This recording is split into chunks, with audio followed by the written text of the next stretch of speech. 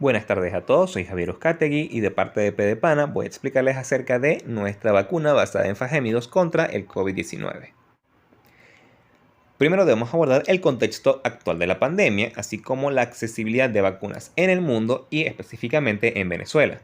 ¿Qué está sucediendo actualmente?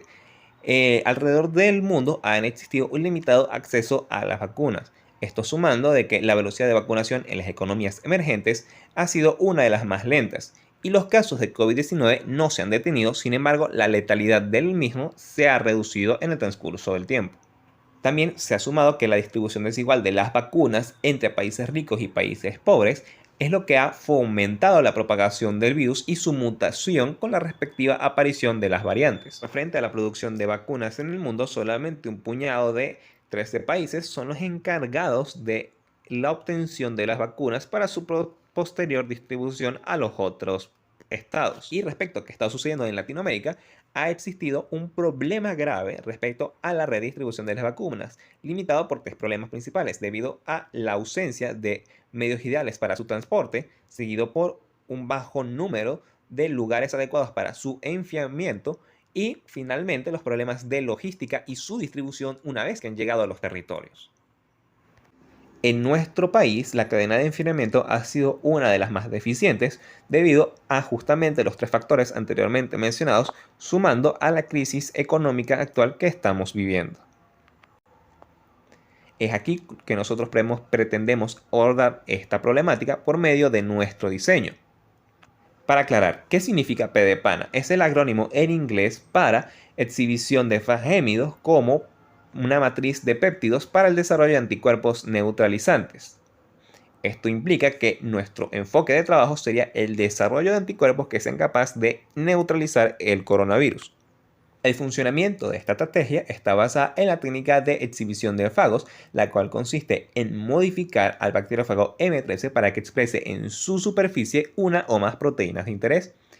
Y un fagémido es en realidad un fago al cual se ha convertido en un vector de clonación con genes de selección necesarios para su supervivencia dentro de la bacteria. Pero, ¿por qué escoger un fagémido? Esto tiene tres grandes ventajas. La primera es la fácil edición genética debido a la simplicidad genómica que tiene este virus, seguido por una fácil producción, ya que al ser un virus de tipo no lítico, N. coli, permite su producción masiva a un bajo coste. Y finalmente la estabilidad térmica, ya que las proteínas de cápside de este virus permiten su supervivencia hasta 50 grados centígrados o más. Sin embargo, esto no es un sistema perfecto debido a las limitaciones técnicas de este sistema, ya que la presentación de péptidos en la superficie del fágogo M13 está limitado por la estabilidad estructural del péptido en la o las proteínas de cápside, seguido por el ensamblaje que tengan estas proteínas dentro de la cápside del fago y finalmente la estabilidad genómica que tengan estos genes externos dentro del genoma del fago. Para nosotros considerar estas variables es cuando decimos optimizar nuestro diseño. Nosotros pretendemos abordar con nuestro sistema a la proteína espiga del coronavirus. Cabe resaltar que esta se caracteriza por ser una proteína con glicosilaciones, es decir, azúcares en su superficie y que se divide en un total de 8 dominios. Sin embargo, cabe destacar de que la proteína espiga, toda su secuencia no es realmente útil. ¿Por qué? Porque el escudo de glicanos, es decir, el escudo de azúcares, es lo suficientemente funcional para evadir la respuesta inmune innata en el ser humano y por lo tanto facilitar el ingreso e infección de otros virus. ¿Qué nos toca hacer? Realmente nos toca es seleccionar las regiones entre glicosilaciones, es decir, cada uno de estos segmentos que están ubicados entre los sitios de unión a azúcares, para así reducir el riesgo de una respuesta inmune ineficiente. Entonces, ¿está todo realmente perdido por este escudo? La respuesta es que no, pero ¿qué toca hacer? Optimizar el diseño. Para ello debemos seleccionar aquellas regiones de la proteína espiga con mayor potencial antigénico, luego organizar dentro del genoma del bacteriófago aquellas proteínas de cápside con mayor estabilidad estructural y finalmente mejorar el diseño para que tenga la menor cantidad de cambios genéticos dentro del genoma del fago M13. Para realizar esto, nosotros abordamos una serie de pasos y que vamos a describir ahora dentro de metodología y resultados. Nuestro proyecto se divide en 5 grandes áreas que corresponden a la generación de una secuencia consenso, esto referente a tener una secuencia que aborde el panorama general de las variantes en una única secuencia, seguido por los análisis inmunoinformáticos que corresponden a identificar las secciones antigénicas dentro de la proteína consenso que hemos diseñado. Posteriormente sería verificar la estabilidad estructural de esta proteína consenso y verificar que necesitan cambios dentro de su plegamiento estructural. Y en base a estos 3 pasos se corresponde al diseño del genoma del fago que permita ensamblar aquellas regiones que hemos identificado. La última etapa compete al diseño del bioreactor que permita la producción del fago.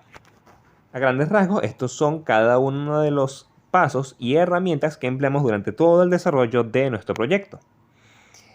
Nosotros, al trabajar con la biblioteca de datos de GISAID.org, la mayoría de las secuencias de la proteína espiga tenían varios problemas en sus organizaciones debido a que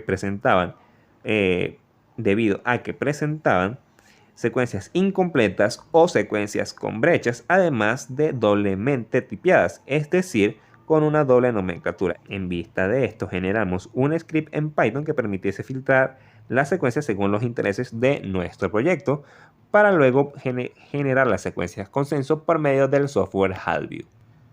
Ahora, en lo referente a los análisis inmunoinformáticos, de acuerdo a los servidores utilizados de iedb.org y la Universidad Técnica de Dinamarca, obtuvimos 182.521 ligandos para el sistema MHC1 y 96.748 para el sistema MHC2. La mayoría de estos péptidos están ubicados justamente en el último grupo entre glicosilaciones de la proteína espiga, específicamente en el que va desde el aminoácido 343 hasta el 583. Luego evaluamos las propiedades de afinidad y accesibilidad de anticuerpos y la mayoría de estas también se enfocaron en este último grupo. Para asegurarnos de que no existiesen problemas de alergenicidad en los ligandos identificados, los sometimos a su revisión por medio del servidor de Bacillen. Para ello creamos archivos FASTA que tuviesen 100 secuencias de péptidos por archivo, y de estos nuevos resultados creamos una biblioteca de péptidos antigénicos no alérgenos. En paralelo, nosotros trabajamos sobre verificar la estabilidad estructural de la secuencia consenso. Para ello realizamos un modelado. Para ello utilizamos el servidor de SwissModel para realizar un modelado por homología.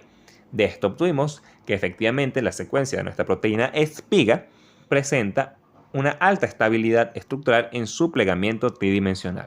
Con todos estos pasos claros y de haber verificado los antígenos y verificar la estabilidad de nuestra proteína consenso, realizamos el respectivo diseño de nuestro fagémido. Para convertir el genoma del fago M13 en nuestro fagémido, seleccionamos aleatoriamente un péptido no alérgeno antigénico de la última biblioteca que hablamos anteriormente, y también utilizamos el dominio de unión al ligando de nuestra secuencia consenso. Estas fueron exhibidas en 2 proteínas específicas que corresponden a P8 y P9. Esto se debe a que P8 solamente expresa en su superficie péptidos cortos, mientras que P9 es capaz de desplegar péptidos un poco más grandes. Ahora nuestros BioBricks estuvieron basados en nuestros 2 diseños propios, en este caso las proteínas recombinantes P8 y P9, y empleamos una parte previa de AGEM, en este caso el gen de resistencia a tetraciclina para E. coli. Nosotros incluimos esta última sección debido a que necesitamos un marcador metabólico para nuestro fagémido. Por último, en lo que compete al diseño de nuestro bioreactor, tenemos que considerar de que este requiere un continuo registro de las variables físico-químicas para su correcto funcionamiento, porque se necesitan las condiciones óptimas de crecimiento para nuestro bacteriófago M13. Estas variables incluyen temperatura, pH, presión de gases y el balance de CO2 y O2 en el sistema.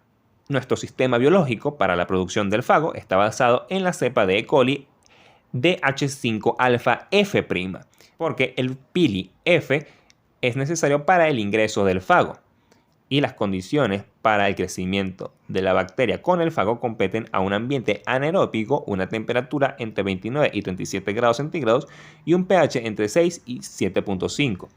Y el medio de crecimiento tiene que incluir glucosa, triptófano y tetraciclina. Finalmente, el último paso corresponde a la purificación del fago. Para ello, nosotros planeamos utilizar una suspensión del bioreactor para luego ultracentrifugarlo. Esto permitirá que exista un sobrenadante con las partículas virales en suspensión. Las conclusiones finales de estos proyectos son varias. Primero, que nuestro diseño del candidato de vacuna contra el COVID-19 promete ser una acción accesible, fácil de replicar y fácil de obtener como una alternativa para las economías emergentes, tanto para nuestro país como para nuestra región. Sin embargo, nuestro diseño tiene que cumplir con los estándares de regulación de la Organización Mundial de la Salud, para que así pueda ser correctamente aplicada entre la población general. Como reflexión final, quisiera citar a Isaac Asimov: aquí no existen naciones, existe una sola humanidad. Y si no entendemos esto pronto, no existirán naciones porque no existirá humanidad. Muchas gracias por su atención y espero que les haya gustado.